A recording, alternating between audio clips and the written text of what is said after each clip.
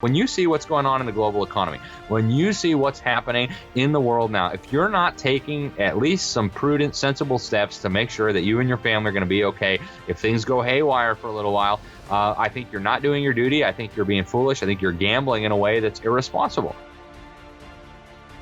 This week's special with Miles Franklin Precious Metal Investments. 2021 Type 2 American Silver Eagles for only $7.25 over spot. Call us at 1-888-81-LIBERTY. That's 1-888-815-4237.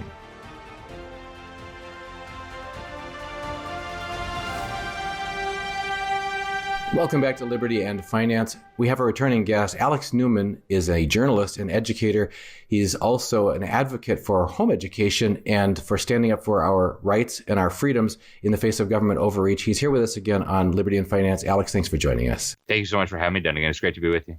It's been about a month since we spoke with you, and since then, the stories you've been warning us about that you said would be coming, this onslaught of basically government indoctrination of our children and our families and trying to get us to be complicit in surrendering our freedoms voluntarily has accelerated.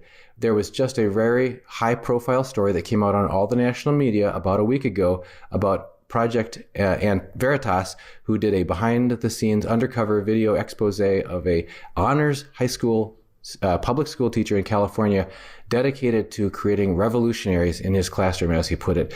Can you tell us what we know about that and why it may not be as uncommon as people might think, and why you've been warning us about this for some time? Yeah, thank you, Dunnigan. And this story that just came out from Project Veritas was interesting. It was an actual member of Antifa. He put up an Antifa flag and an LGBT flag in his classroom, and he was caught on camera saying, hey, I've got 180 days to turn these children into revolutionaries. He said he wanted to make them into martyrs for the cause.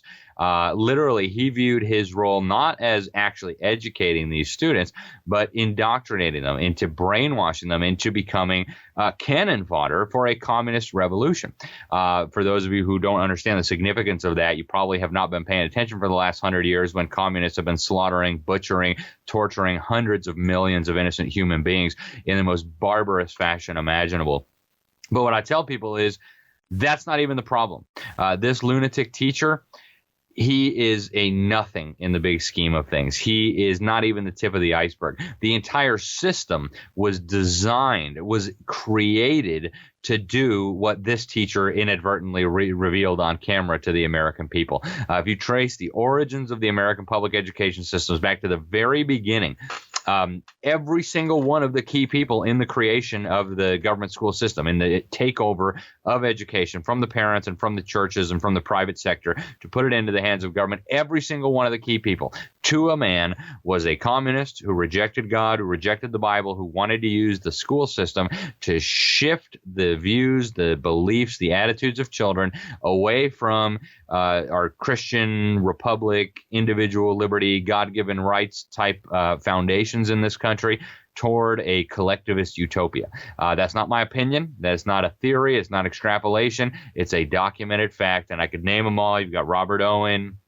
You've got Horace Mann, you've got John Dewey. If you go back and read their writings, this is what they wanted. It just so happens that this doofus got caught on camera saying what so many others have envisioned all the way from the beginning. They just weren't dumb enough to say it in such a public setting. Let's hit on a couple of points that you just touched on. One is this idea of restricting thinking and restricting access to books and to history and everything in the name of free thinking. So those who say we're going to liberate you from the oppression of these hierarchical structures that have tried to tell you what to think, we're going to set you free so you can be a free thinker. Then they end up burning all the books, changing the history, all this sort of thing. Can you talk to us about that? Well, then again, you have to understand all of those previous books, all that philosophy, all those great works of literature, all that art, all those history books, those were all the product of bourgeoisie thinking, okay? Or in the American context, those were the products of white supremacy and colonialism and imperialism and genocide. And so all of that needs to be thrown away so that we can have a new blank slate to write on. And that's really where these people are coming from. That is how they justify all this to themselves.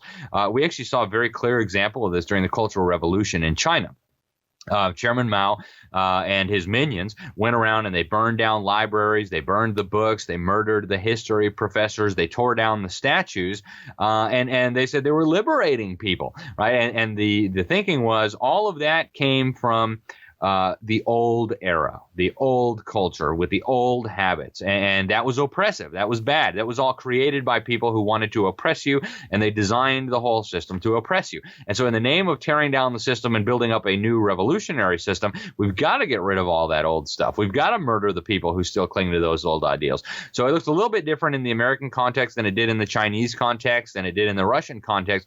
But ultimately, what we're dealing with is the same thing. You've got to rewrite the old history, because everything prior to the revolution has to look bad, has to look horrible, has to look oppressive. Otherwise, how do you justify the things that are being done in the name of the revolution, right? It has to be better than it was before. And the dictatorship of the proletariat in the case of Russia or China, in America of the oppressed masses, I guess, it's got to be somehow superior to what existed prior. And the only way you can make the case that it was superior is by destroying all evidence of what used to exist before. And so that's what we're in the process of seeing now. That's why they're taking down the statues. That's why they're getting rid of all the old history books. They're literally throwing them out. Google is delisting, de-indexing. They're rewriting their algorithms so that you'll never inadvertently come across truthful information about what things used to be like. The parallels are very eerie, but you have to understand from their perspective, this is an essential ingredient to creating the new society. But there's more to it than just old versus new. I think that may be an important element, like you're describing, that we want to say that what we're giving you is better than what came before. Therefore, we're going to blank the slate from what came before.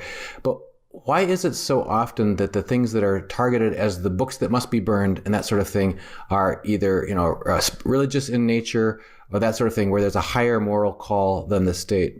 Well, I think you hit the nail on the head right there. If you have a higher moral call than the state, then by definition, you're not going to worship the state, right? It goes back to this idea that Hegel advocated, that the state was really the embodiment of the divine, of God on this planet, and all allegiance must be owed to the state by everyone. It's a blasphemous idea. You're turning the state into an idol. Of course, the state doesn't love you. The state is not going to feed you. The state is not going to take care of your immortal soul. But this is what the state wants us to believe, and those people who have set up the state as an idol. It's an absolutely critical component of this. It also, I think, there's a deeper explanation to all of this. When you look at Marxism, we've been told that Marxism is an atheist philosophy, an atheist economic system. And Marx famously said that religion is the opiate of the masses. And so communists justify the burning of these religious texts, the smashing of churches, right? The Soviets were obsessed with blowing up churches, with turning them into, discos for people to go make out and stuff. And there's a reason why, right? So officially it was because religion is the opiate of the masses. That was the way that the bourgeois kept control of the peasants, so that instead of trying to get a better life in this life, they would just be content knowing that there was going to be something better in the next life. So that was the official explanation for why these things was done. But I actually have a book with me, and I don't think anybody can truly understand Marxism without understanding the information contained in this book. I've got it in my other library, not behind me, or I'd pick it up and show it to you. But it's called Marx and Satan. And it was written by a guy who really was in a position to know, a Romanian pastor by the name of Richard Wurmbrandt. He spent 9 years being tortured in a Romanian gulag by communist barbarians. And when he got out, he was converting all the prison guards. He was preaching the gospel to them, and he was singing hymns while they were torturing him. They just couldn't understand it. But when he got out, he had this hypothesis that, communism must not just be atheistic. This is satanic. This comes from the pit of hell.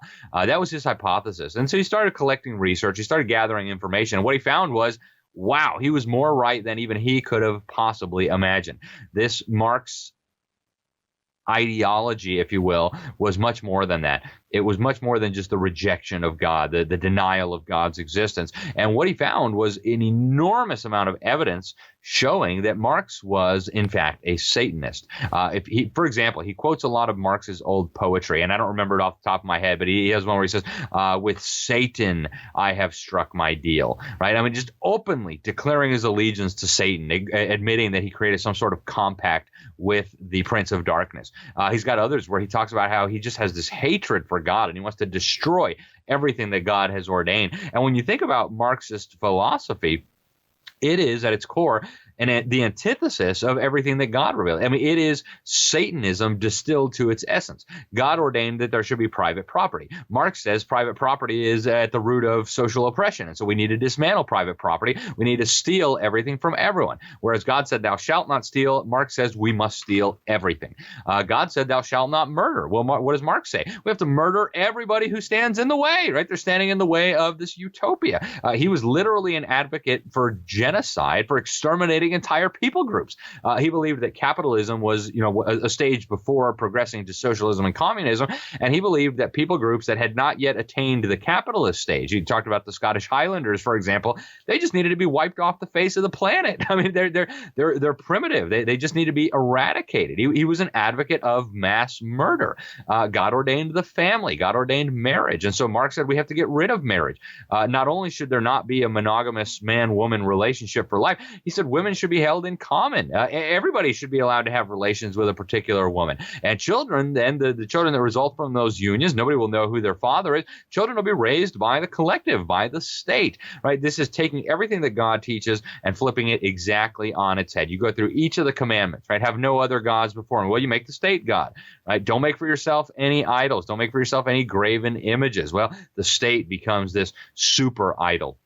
On every single point, the Marxists come down on the wrong side. And it's not because they're atheists. It's because this is a demonic, diabolical idea. And so when you ask why are they so obsessed with burning religious books? Yes, in one sense, they want to make sure that you don't have allegiance to anything higher than the state, in this case being God. And that's why, for example, the communist Chinese are ruthlessly persecuting the Uyghur Muslims too, right? They're equal opportunity persecutors. If you have a God higher than the God of the state, you must be destroyed. But ultimately, we're dealing with a satanic system that was developed by a satanic mind. I'm convinced with satanic assistance, and that is why you have this obsession with destroying churches, destroying religious literature, waging war on the Bible, and destroying everything that God has ordained. You've jumped, probably because we went right to the heart of the matter, you jumped past all the other spokes of the wheel. I was going to ask you about is this sort of the how we get sold over and over through history, this idea that things are going to be so much better in this new utopia. You use that utopia, and that's where I was going to ask you, how do you get from utopia to genocide? I think you already took us in fast forward across that. Also, how do you get from everything that's going to be free? We're going to give you, free education, free universal basic income, and all of a sudden you end up under total control. We're witnessing in what feels like fast forward over the past year and a half across the whole globe, this idea that, oh, don't worry, we've got unlimited support. You mentioned property rights. You'll own nothing and be happy, coming from Klaus Schwab of the IMF and so on. Talk to us about the current day, right now, in our face, in the last year in particular, and perhaps in the next year, what's been already kind of hinted is coming, examples of where we're being told utopia is on its way and we're going to end up with genocide, or we're being told free things are coming, and we're going to end up with owning nothing and being under complete control. Yeah, we are very rapidly moving toward the global culmination of this effort. The type of things we've seen in China and Russia and Cuba, et cetera. I suspect that we are just on the verge of seeing that type of thing take place at the global level. Increasingly, we see the boundaries of nation states being knocked down, being undermined. We're being told that borders are racist. And that same video that the World Economic Forum put out saying you will own nothing, but you'll be happy. They said, get ready, because 1 billion people are going to have to flee their countries because of climate change, and the West is going to have to welcome them. The United States and Western Europe, what used to be called Christendom, is going to have to assimilate this mass 1 billion people. When you realize that the entire population of the United States and Europe is not 1 billion people, you realize the scope of the changes that they're envisioning. And when you look at the global system that they're advocating, it is very much technocracy, it is very much fascism, and it is very much Marxism and communism, all fused into one, right? They've realized that Marxism as an economic system really doesn't work. I mean, it's so ineffective, even if you have master central planners, that it's just not a viable system, and it ends up leaving the leaders in more poverty than they would like to be in anyway. So they figured out, using communist China really as the petri dish, that you can still have total domination of the society, you can still have total oversight and control of people, while still allowing enough market forces, enough market signals to make the production a little bit more efficient. And so in China, yes, you still have prices. You still have a stock market. It's true. Of the 25 biggest companies listed on the Shanghai Stock Exchange, almost every single one, I think 24 out of 25, is majority owned by the Communist Party of China. So yeah, the government still owns the means of production, but there's some price discovery there. And so they've figured out how to create this hybrid of the satanic ideas of Karl Marx while still being able to harness some of the benefits of market forces to create what they think will be the perfect totalitarian global system. And that's the direction they're moving us toward right now. They used to say you were a conspiracy theorist and a kook if you suggested that this is what was happening.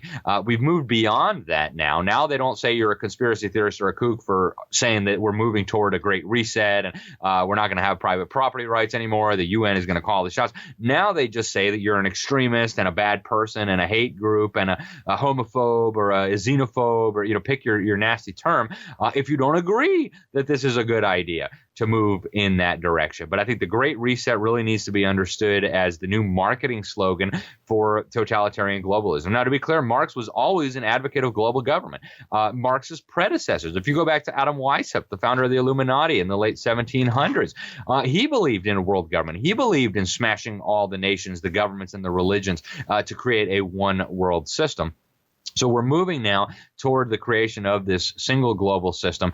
And there's even a sense, a lot of people think that we won the Cold War and that we proved the superiority of freedom over slavery. And what they don't realize, I've actually got some of the books behind me, is that even what we were told about the end of the Cold War is not the full story, right? There was a defector from the Soviet Union by the name of Anatoly Golitsyn, and he came over and he first went to the CIA and he told them what was going on. He had worked in Department D of the KGB, the disinformation department, and he said, look, I'm telling you, since the 60s, they have been preparing for the orchestrated, fraudulent collapse of the communist bloc to disarm the West, to make the West go back to sleep and lay down their weapons and think that they were victorious. And he warned that this was coming before it happened. I mean, he published these books in the early 80s, and he gave names and he gave dates and he said what was going to happen. He named people like Lech Walesa and said that he was working with the communists. We were told that he was an anti-communist freedom fighter. Here, this whistleblower said, nope, he's on the communist payroll. Well, just a few years ago, the Soviet archives were released. We found out Lech Walesa was on the KGB payroll. His code name was Bolek.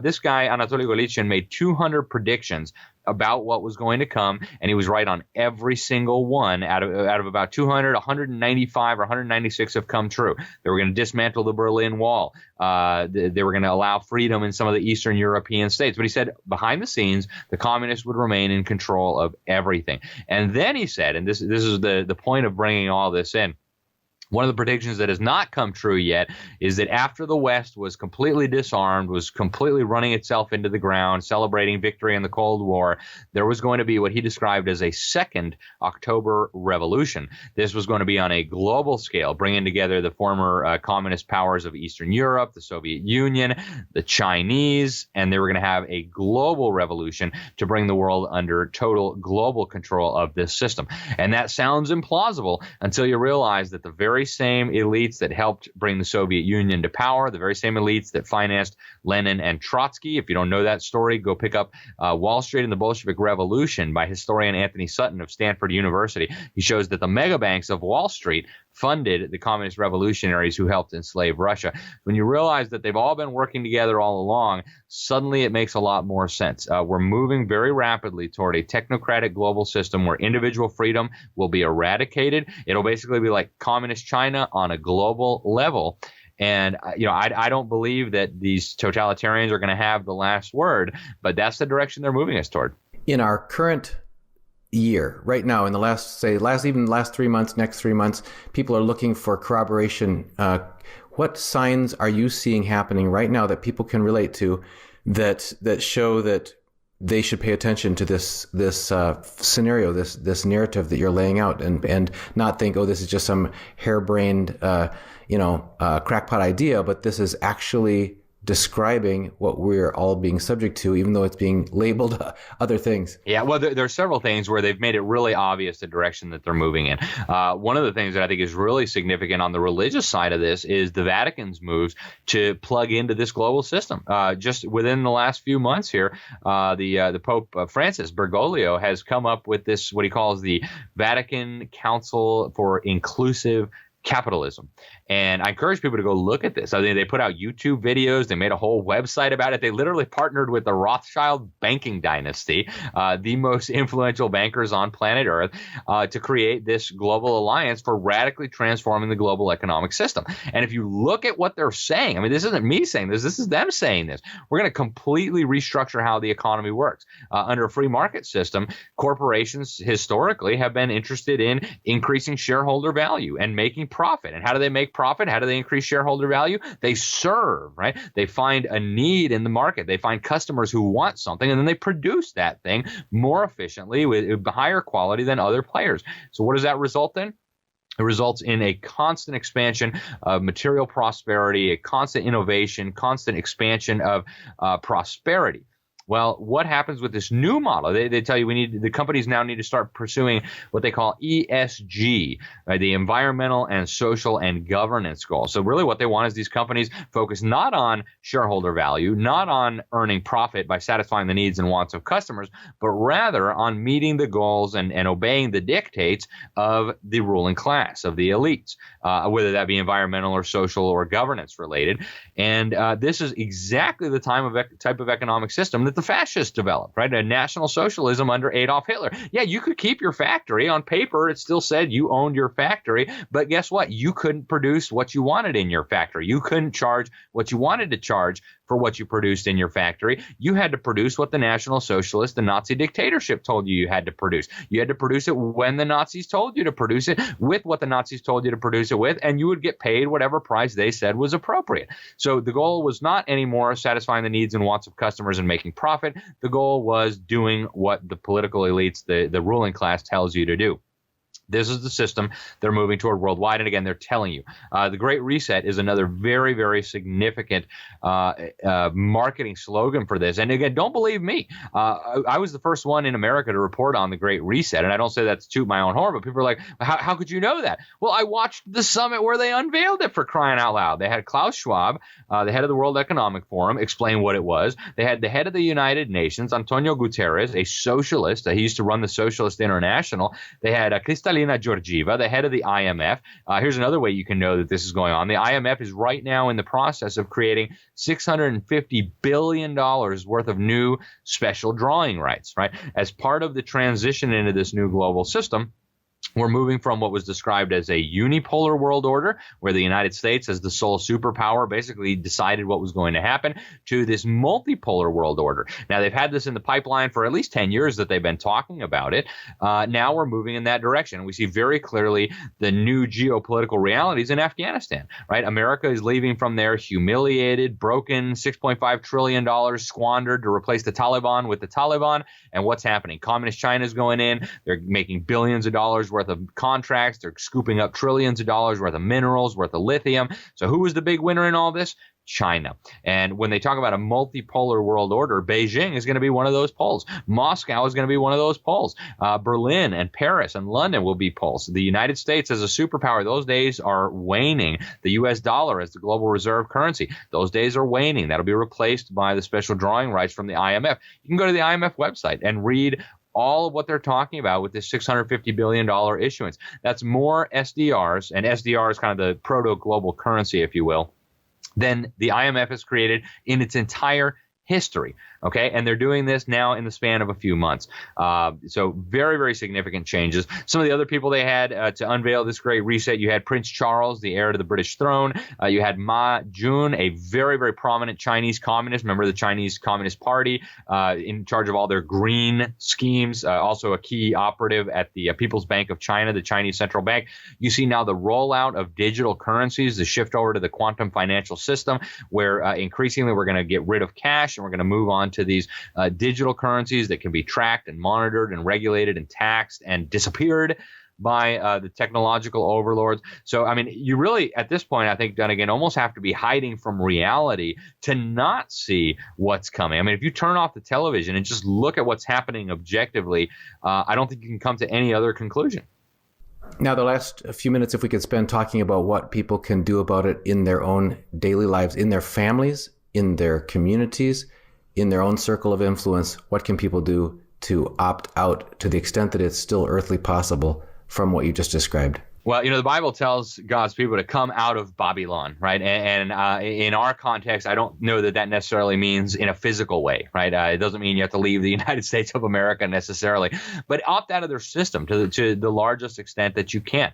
And that begins with very simple things. Nobody's forcing you to watch their garbage masquerading as entertainment on the television. Smash your television. There's no reason why you should be pumping that filth, that diabolical filth, into your mind, much less the minds of your precious children and your family, when you could be doing something else. You could be reading the Bible. You could be enjoying your time as a family. You could be enjoying nature, God's creation. You could be learning. You could be doing, right? So very simple. Unplug yourself from their propaganda network. Stop watching their fake news. Tune into shows like this one, right? Dunnigan, you do a fantastic job of bringing true and accurate and useful information to people. There's no reason to watch TV anymore. When it comes to the education system, opt out. There's no law saying your children have to go to a government brainwash camp. Homeschool them. Put them in a good Christian school, a good private school in your community. Any kind of alternative to the government's dumbed-down system. You will regret leaving your children in the government school system. I can guarantee it. There is no doubt in my mind at all. It'll be a tragedy. And that applies to virtually everybody in the United States. Get your children out. Find other ways. Find ways to become as independent from the system as you can. If you can have multiple streams of income, it's a very, very good thing. You don't want to be in a position where they can force you to take an experimental injection or you're going to lose your paycheck. You want to have diversified. You want to have your assets in, I think, a very diverse portfolio. You don't want to have all your eggs in one basket because the way that the economy is shifting right now, it's changing so rapidly. You don't know what could happen. People say buy gold and silver. I agree. Gold and silver historically have been incredible stores of value. But in the 1930s, with an executive order, they confiscated everybody's gold. So you don't want to have all your eggs in that basket either. I tell people getting some agricultural land would be a very good idea, especially before Bill Gates buys it all. Make sure you have redundant sources of fresh water.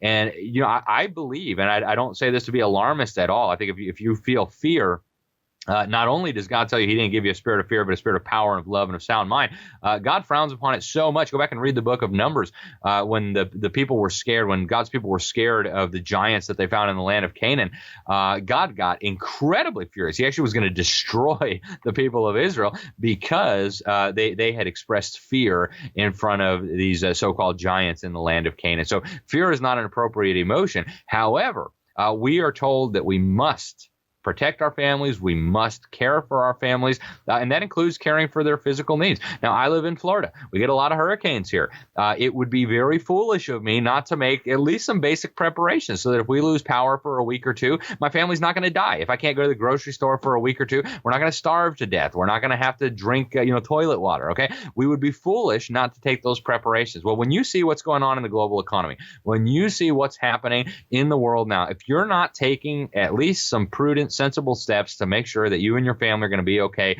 if things go haywire for a little while, I think you're not doing your duty. I think you're being foolish. I think you're gambling in a way that's irresponsible. So I tell people that not to sound paranoid, not to sound alarmist, but to say, look, you have a responsibility to care for your family. Take some prudent preparations. Maybe that means having a little bit of extra food. Maybe that means having some backup systems for the things that you need. Maybe a little extra medicine if you're dependent on some kind of pharmaceutical drug. And I don't recommend being dependent on a pharmaceutical drug, but if you are, make sure you got some extra supplies of that. So those are some basic recommendations that I would offer, Dunnigan. But most importantly, visit your relationship with God, and if there are issues there, that's really what you need to work on. Because I think the most important thing, if and when things get tougher, and I do believe that they will, it's going to be psychological. Are you going to be able to handle the pressures and the changes and the really terrifying things that may happen? And a big part of that is going to be down to, what is your relationship with your creator? If that's not in good shape, that probably ought to be priority number one in terms of preparing.